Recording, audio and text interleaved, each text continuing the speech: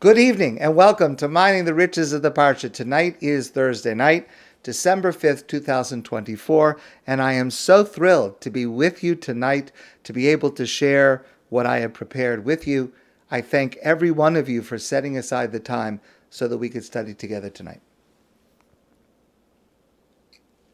Last week's Torah portion, the Parsha of Toldos. In that Torah portion, the central narrative is Yitzchak, Isaac, giving a bracha, a blessing to Yaakov instead of Esav. That is, Yitzchak meant to bless Esav, but Yaakov tricks his father into thinking that he is Esav, and Yitzchak gives the bracha to Yaakov. There are many, many questions about this. First of all, how can Yaakov, our patriarch, the progenitor of the Jewish people, the 12 tribes, how could such a person act deceitfully? Also, what's so important about who receives the bracha? I mean, why can't they both get a blessing? Just because you give the blessing to one, why can't you give another blessing to the other? And also at the beginning of the portion, this narrative that Esav is really the firstborn, but there's this narrative when they're boys that Yaakov purchases the birthright from Esav. What does that even mean? What impact does that have on the story? And another very difficult part of it is that the deception seems to stem from Rivka, Yaakov's mother, Yitzchak's wife. She is the one who tells Yaakov to disguise himself. Why does she say this? Why doesn't she find some other way to communicate with her husband? Many, many more questions. But tonight I just want to start with focusing on one question. And that question is, if Yitzchak wanted to give a bracha, a blessing to his son Esav, and he was tricked into giving it to Yaakov because Yaakov disguised himself, why is the blessing even valid? Why is Esav upset? What is the meaning or significance of one person giving a bracha, a blessing to another, if I don't intend it for you? So then what happened actually? What did it cause? What problem does it cause? So there are a number of answers to this question. I want to share with you tonight one, and that is that this is a fulfillment of a verse in Tehillim, Ritzon Yireyav Yaseh, which means God sometimes fulfills the wishes, the words of those who revere him.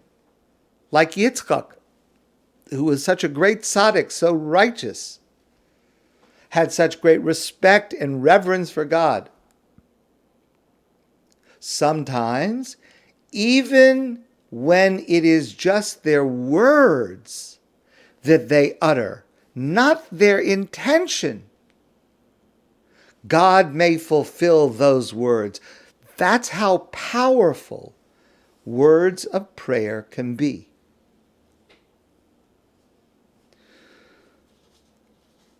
But this is not a simple subject, because there are many challenges to effective, meaningful prayer. There are stumbling blocks. For many of us, meaningful prayer is inaccessible for many reasons. And so we have to discuss, how do we begin to work on it? Rabbi Biederman told the story that there were two men working, two workers. One was digging a hole and one was filling the hole.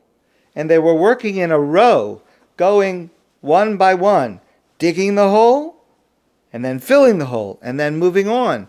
And a person is watching them and says, "What in the world are you doing? And the worker says, well, we're planting trees. One person digs the hole, one person puts the seed in the hole, and one person fills the hole with the earth. The only thing is the third guy didn't show up today.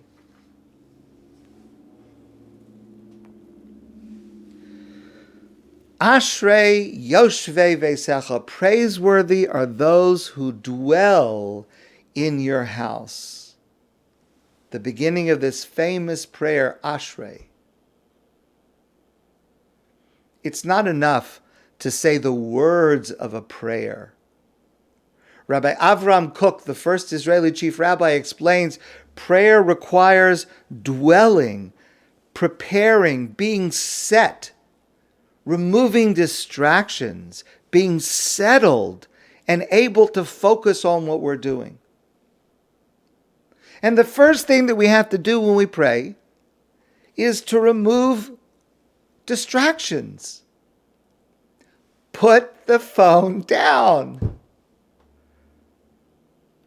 I know it may be important, but put the phone down. Don't let it ring. Don't let it buzz. Don't let it poke you. Don't put it down. Michael Whitman, I'm speaking to myself. Put the phone down. You have to concentrate on prayer. Don't talk to other people. That's the first most basic idea of prayer. Ashrei yoshvei veisecha. Sit down, concentrate. Think about the fact that you are about to speak directly to God in heaven. Don't just dig holes, but know what you are saying and to whom you are saying it, and be ready for that conversation. And on the most basic level, this prayer of Ashrei, which starts with this line, Ashrei yoshvei veisecha, you have to sit down and focus, is the introduction to meaningful prayer. And that's why we say this prayer before every Amidah. Every time we say the Amidah, the standing prayer, which is the main prayer, we have to prepare ourselves. We don't just stand up and start with the Amidah, with the Shemona Esrei. We have to prepare ourselves. And one of the main ways that we prepare ourselves is by saying this prayer that starts with the words Ashrei, Ashrei yoshvei veisecha. And I hope to show you that this entire prayer of Ashrei is intended to make our prayer better, to answer any questions we may have about prayer before we start, to provide solutions to any challenges prayer has for us. That's why we say Ashrei. So the Talmud says, Kol ha'omer Tehillah leDavid b'chol yom shalosh pamim. Whoever says the prayer Tehillah leDavid, but it's referring to the prayer that we know as Ashrei. The first words are Ashrei, Ashrei yoshvei veisecha. Whoever says that prayer every day 3 times, Muvtach lo shuhu ben olam haba. It is guaranteed that that person has earned a share in olam haba, in the world to come. What an amazing spiritual reward for saying this prayer 3 times every day. Asks the Talmud, my taima, why is this prayer so special that if we say it 3 times every day, we are assured of a place in olam haba, in the world to come? So the Talmud first gives the answer to Asya ba'alef beis. It is a prayer that follows the Aleph Bet. It's an acrostic. Aromim chalai melech, b'chayim avachecha, gadol Hashem, etc., etc. Aleph, Beis, Gimel, Daled. So the prayer has, at the beginning of each line, the entire Aleph, Beis, the entire Hebrew alphabet. And that's very special. Another opinion says, Mishum di'isbei poseches yodecha, because this prayer includes one line, Poseach es yadecha, God, you open your hand, umaspia l'chol chai ratzon, and you satisfy each person according to their needs. And that line is so important that a prayer that includes that line means that a person who says it 3 times every day will be assured of a share in the world to come. The Talmud asks, which one of these two opinions is correct? The Talmud says, El Mishum Dis Beitarti, both are right. The prayer of Ashrei has this tremendous benefit for both of these reasons. Number one, it's an acrostic, and it is organized according to the Aleph Bet. And number two, it includes this line, Poseach es yadecha. And we do that 3 times every day in our prayers. We say Ashrei. We say it once in the morning in Psukei de Zimra, in the passages of Psalms that we say before we say the Shema. That's the section that prepares us for the Amidah. We also say Ashrei in the morning service after the Amidah, at the end of the davening in the morning. And then at Mincha, in the afternoon, before we say the Amidah, we say Ashrei. So we fulfill this dictum of the Talmud that we should say Ashrei 3 times a day. So if a person who prays regularly is saying Ashrei 3 times a day. However, clearly, the promise of the reward that the Talmud mentions is not just by reading the words 3 times every day. It's not a magical formula. The promise in the Talmud is a person who says the prayer 3 times every day and says it with understanding and says it with appreciating the significance of the importance of this prayer and absorbing this message to allow saying this prayer to facilitate and to deepen our prayers that are to come. That's what earns us this reward. So let's tonight analyze these 2 benefits of this prayer of Ashrei to try to see how we can use it to improve our prayers. The first answer the Talmud gives is because Ashrei follows the Aleph Bet. It's an acrostic. The letters of the Aleph Bet are much more than just signifiers, meaning to tell us which sounds to make of the words that they form. The Hebrew letters, Aleph, Bet, Gimel, Dalet, etc., they are literally the building blocks of creation. The Torah tells us in Bereshis at the beginning of the Torah that God used words, letters, formed into words to create the world. Vayomer Elokim, and God said, let there be light. It's the letters that form the words that created it and brought it into being. And for this reason, a prerequisite for prayer is to understand that our words have reality. Our words create reality, just like they do for God in creating the universe.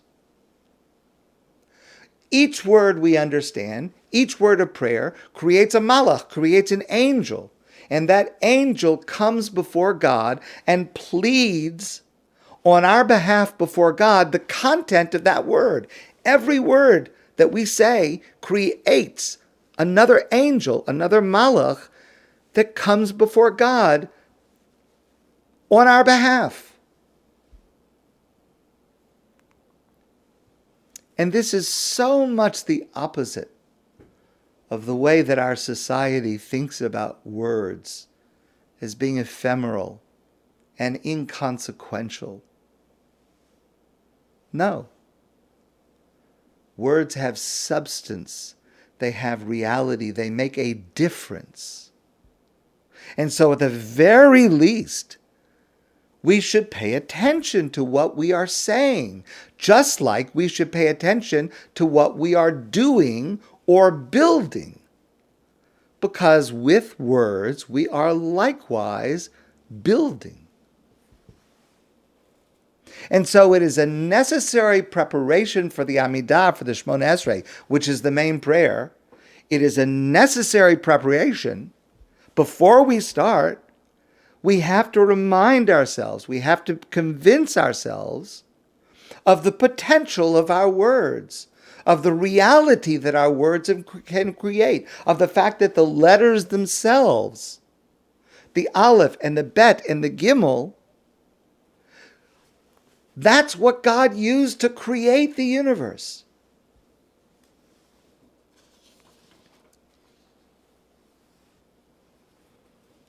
As I mentioned before, Ashrei anticipates every major challenge or question or difficulty we have in prayer and reminds us how to overcome it. But as I said before, as we all know, prayer is hard. It's challenging.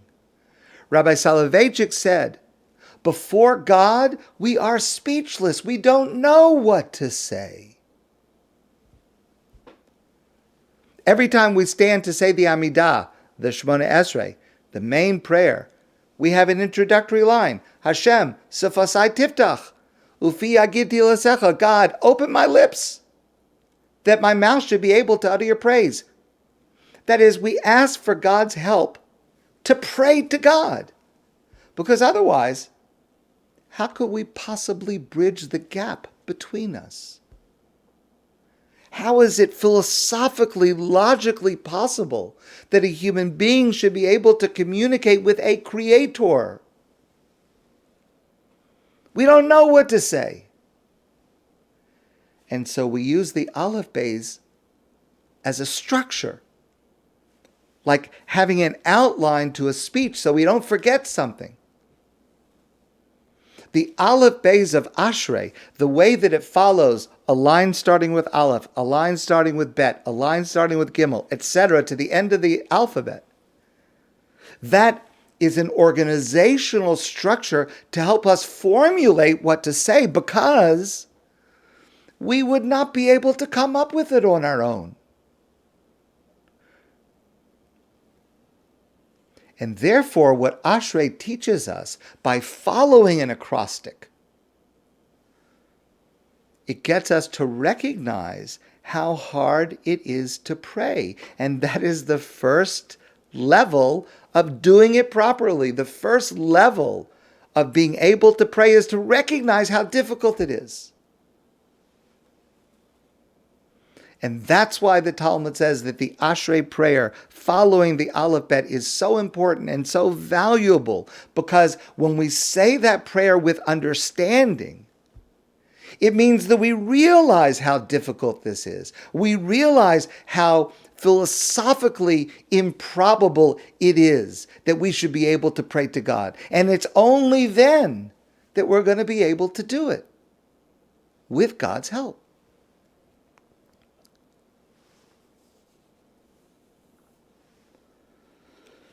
So let's now follow this theme of the conceptual difficulty of prayer and examine some of the text of the Ashrei prayer. Reb Shimon Schwab explains that every one of us really has two paths in our approach to God. We want to come close to God. We want to have a level of intimacy with God. But the closer we come, we can be overwhelmed. God is so powerful. God is so perfect. And we feel distant. How could I even think of coming close to something that is so overwhelming and so out of the reality of a human being. Or we can have an experience in life where we feel nebuch, we feel pushed away from God.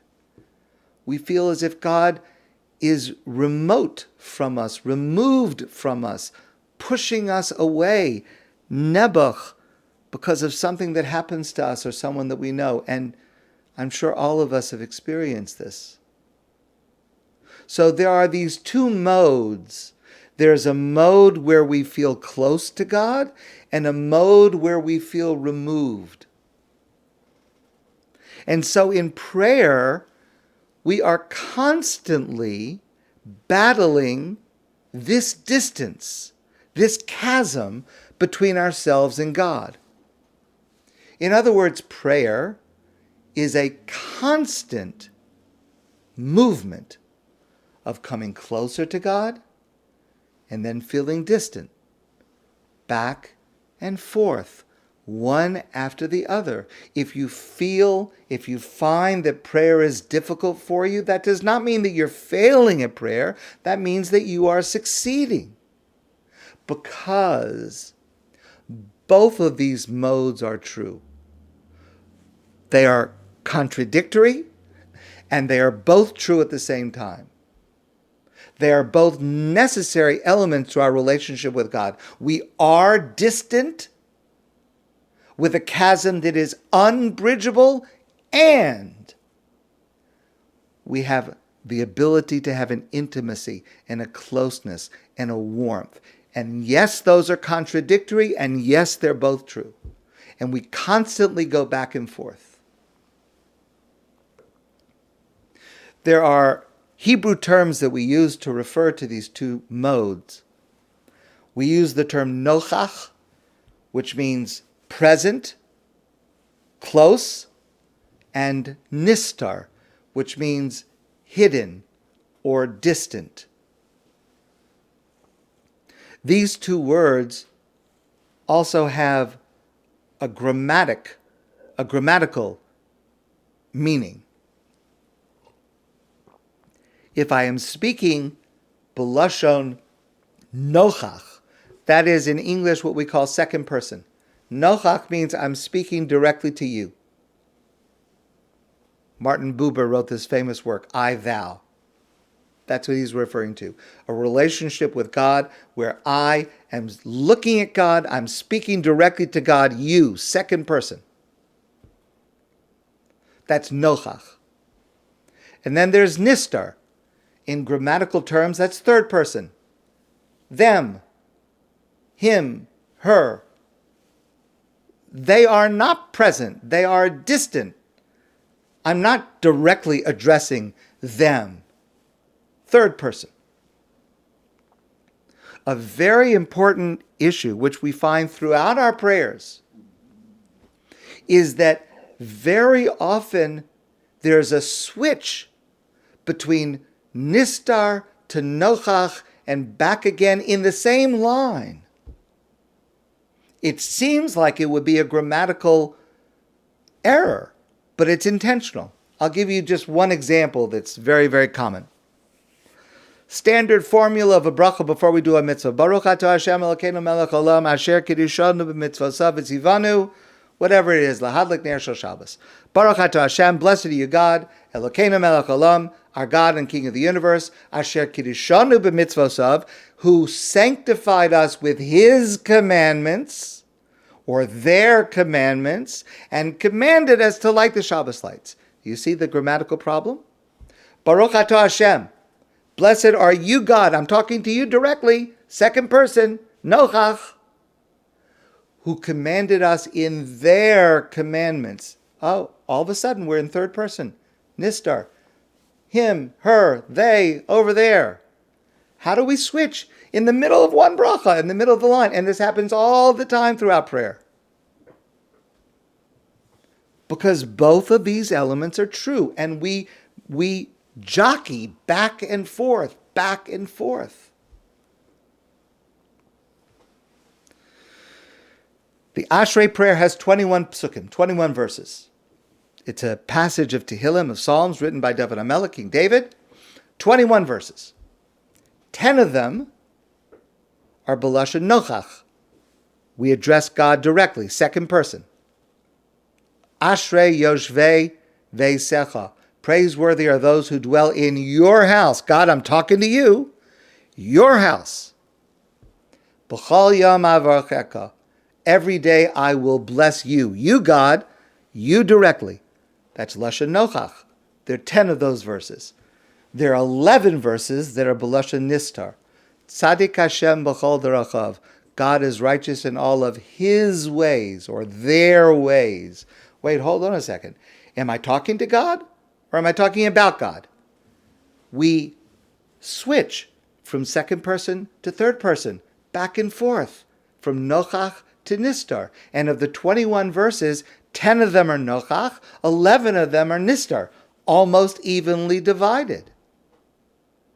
Because this mixture of near and distant, second person and third person, is the truth of our relationship with God. We modulate like a pendulum back and forth, and therefore both have to be expressed. And we need to understand when we approach God in prayer that both are true at the same time. And this is also, I've shared this with some of you before, this is also the posture of our relationship.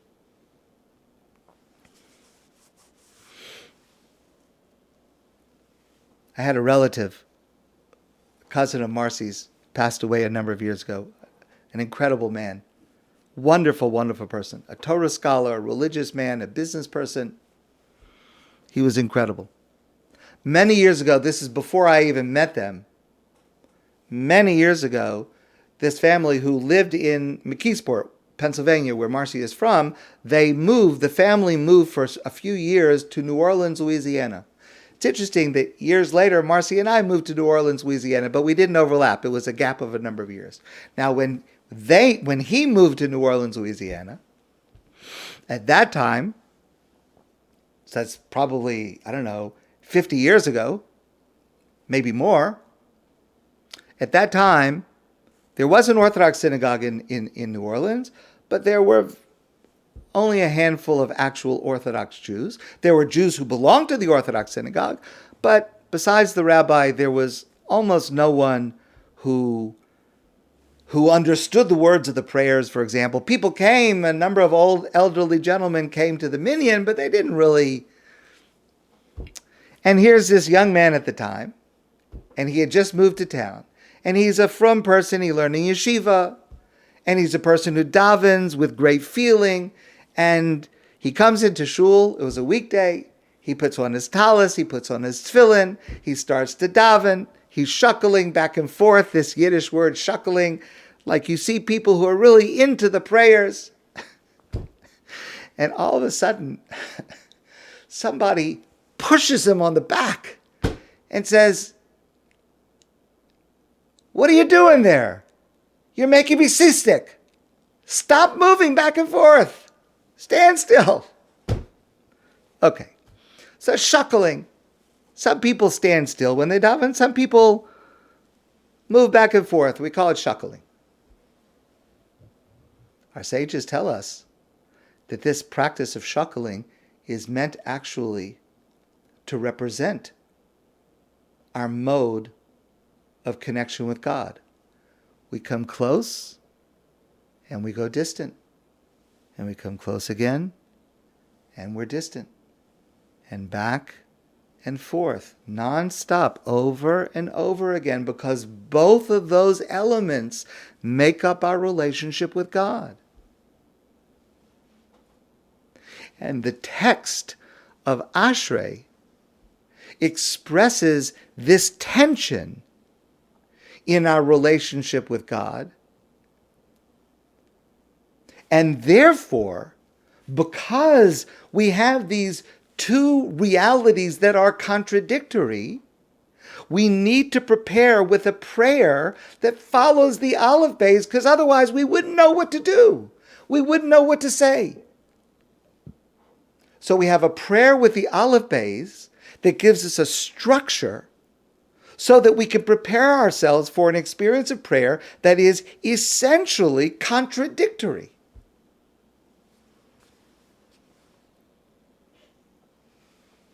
And in this way, the prayer of Ashrei serves as an introduction for the complicated experience of prayer that we are coming to in the Amidah, in the Shemona Esrei. Distant, intimate. Distant, intimate. Because that is the reality of meaningful prayer. Okay, let's move to the second answer in the Talmud. Second answer of the Talmud is the reason the prayer of Ashrei is so important is because it contains this line, Poseach es yadecha, God, you open your hand and you provide, you fulfill the wishes of each person.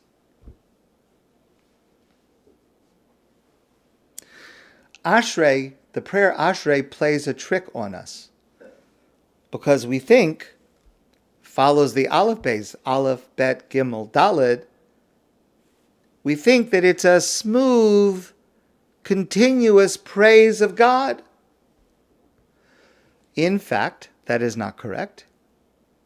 In fact, the prayer of Ashrei is a dramatic dialogue that answers the question, how can human beings possibly relate to God? How can humans attempt to pray to God? Remember, again, Ashrei is our way to prepare for prayer. So let's see how the text itself is going to help us be ready for prayer that is meaningful. So again, the Talmud said that the one of the reasons that this prayer is so important, a person who says it 3 times every day is assured of this amazing reward, because we say this line, Poseach es yadecha.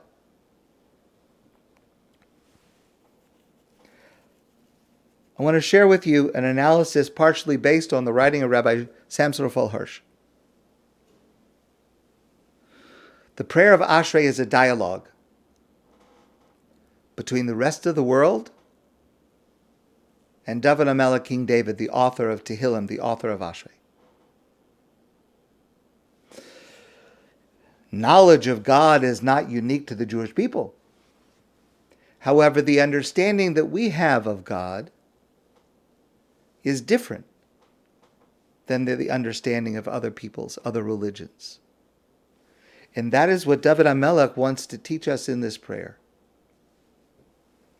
He asserts, they say, other nations, when they talk about God, they say, Dar ladar yeshabach ma'asecha gvurasecha yagidu. I'm quoting from the lines of Ashrei. In every generation, they praise your heroism. Right? So that's one of the lines of Ashrei. Rav Hirsch is explaining, David HaMelech is saying, this is what the nations of the world say. The nations of the world say, Hadar kvod hodecha v'divrei niflasecha asicha. I will tell about your wonders, the miracles you perform. They say, V'azuz narasecha yomeru. I will talk about what you do that is overwhelming, that is so powerful. And therefore, by recounting the power and the overwhelming and the wonders, then ugdulascha saprena, I will tell of your greatness. Your greatness, according to them, the other nations, is your power, your wonders, your miracles. That's your greatness. However, contrary to that image of God as all-powerful and man, human beings, as limited, we have another dimension expressed in these lines. Zecher rav tuvcha yabiu v'tzidkascha yiranenu. We remember, God, your abundant goodness and your righteousness. Chanun v'rachum Hashem. God, you are gracious and compassionate. Erech apayim, you are slow to anger. Ugdol chesed, and abundant in mercy. Tov Hashem lakol. God is good to all. V'rachamav al kol ma'asav. And your compassion extends to every single creature. What David HaMelech is showing is that our complete view of God includes the grandeur and the power and the perfection and the miracles, but it also includes God's kindness, God's concern for humanity and for each individual within humanity. Now, why is this dialogue so important? Why is King David's view of God, as expressed in Ashrei, the necessary preparation for prayer? Because prayer is problematic. Why should a big God like you care about me? I'm just one little person, Michael Whitman. God, you're running the world. How do you don't deal with individuals, care about concerns that how in the world should I bother God with, God, I need this, I'm not feeling well, help me with this, do this for me, I want this. I mean, is that what God is interested in? God is almighty and powerful and ruling the universe. Like the Wizard of Oz, right? God, the Wizard of Oz doesn't speak to individuals. That's what many people of other religions think. And if that were the case, prayer would be preposterous. I should say to God, I want this, I need this. If God's paying attention to me, God doesn't have anything better to do with God's time than to listen to me, Michael Whitman. Something so great and so powerful can't possibly attach importance to an individual. And King David teaches us in Ashrei that is not correct. Yes, God is powerful. Yes, God is miraculous. Yes, God is perfect. But God is also Chanun v'rachum. God is gracious and compassionate. Tov Hashem lakol. God has concern for every single individual. God has time for everyone. God is aware. God is concerned. God is involved. And God provides individually for each individual, for me, Michael Whitman, and for you. Karov Hashem. Excuse me, I've skipped a line. The epiphany of this. I'm sorry, I'm making mistakes. I apologize. The epitome of this is the line that the Talmud quotes. Poseach es yadecha, God, you open your hand, umaspia l'chol chai ratzon, and you satisfy the needs, the will of every single individual.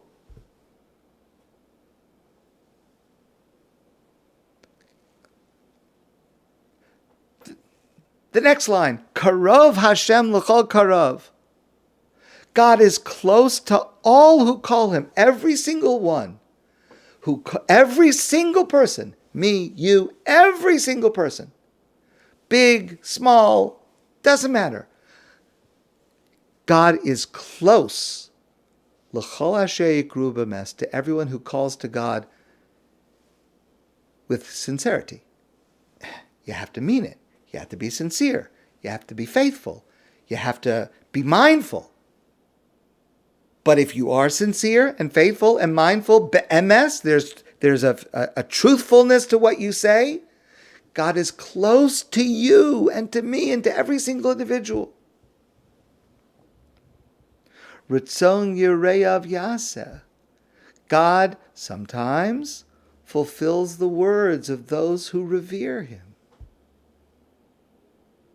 And if this was not the case, If we were not able to assert Poseach es yadecha and Karov Hashem and Ritzon Yerav Yaseh, if that was not the case, why would prayer make sense? It would be ridiculous. Rafa'enu Hashem, I need to make sure there's enough rain. Give us some good leaders. My stomach is hurting. Could you help me out? I'm worried what's going on in Israel. God's listening to that? Yes. And Ashrei reminds us, it is Ashrei that makes prayer possible. It makes it that it's sensible to a few minutes later stand before God and say, God, I need this. I ask for this. I want this. Fulfill this request. It makes sense. Only because I started with Poseach es yadecha. Only because I asserted Karov Hashem, that you're going to be close if I call to you in truth. Ashrei instructs us, reminds us that the Amidah, the Shmona Esrei that we will say, will not just be lip service, meaningless. We will hear it. We will mean what we say. When we come forward and ask, God will hear what we say. Prayer is so difficult, and at the same time so important, that every single time we pray, we have to remind ourselves of how is it possible. The only way that prayer is possible is because Poseach es yadecha, Karov Hashem lachol, Ritzon Yerav Yaseh. Those lines are what make it possible for prayer to be meaningful. Karov Hashem, the possibility that God wants to come close to us. But of course, we have to call out be'emes. We have to be truthful. We have to be genuine. We have to be sincere, of course. We have to mean it. We have to not have distractions. We have to sit down and focus before we start, as I began. This is the introduction to every significant prayer that we say, because Ashrei's lines make prayer possible. These lines, these words, have the potential to make prayer meaningful. In certain parts of southern Africa, there's a Zulu tribe that has a greeting and a response. If you see someone, you greet them with Sawubona, and the other person will respond with Nigikona. You greet a person and you say to them, I see you. And the other person responds and says, I am here. That's what prayer is. Prayer is we stand before God and we say, I see you, God. And God says to us, I am here. That is the essence of prayer. And that is the essence of what Ashrei reminds us of.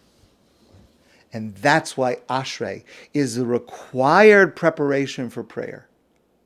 And that's why one who understands this, one who appreciates this, one who invests energy and thought into being conscious of this when they pray, each time they pray, is deserving of being a ben olam haba, to deserve a share in the world to come.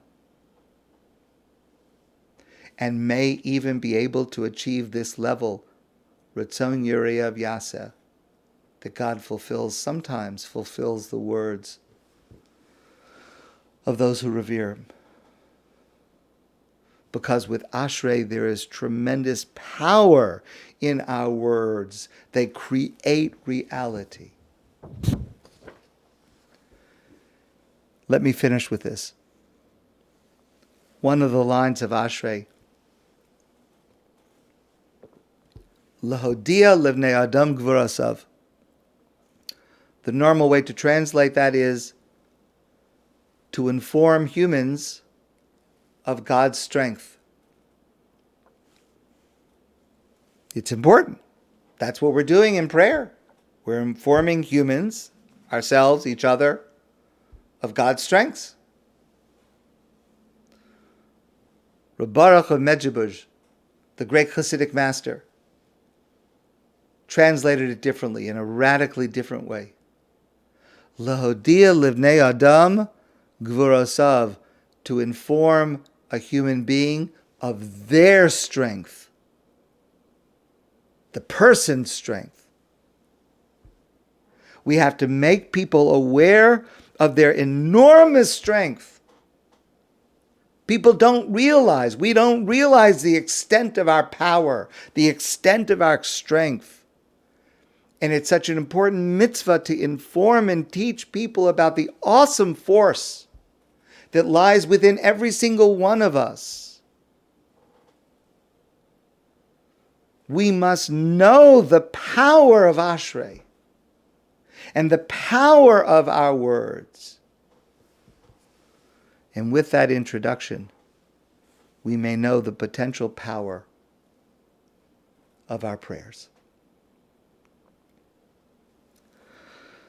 My friends, I wish you a great evening and a beautiful Shabbos. And I look forward to seeing you soon in person.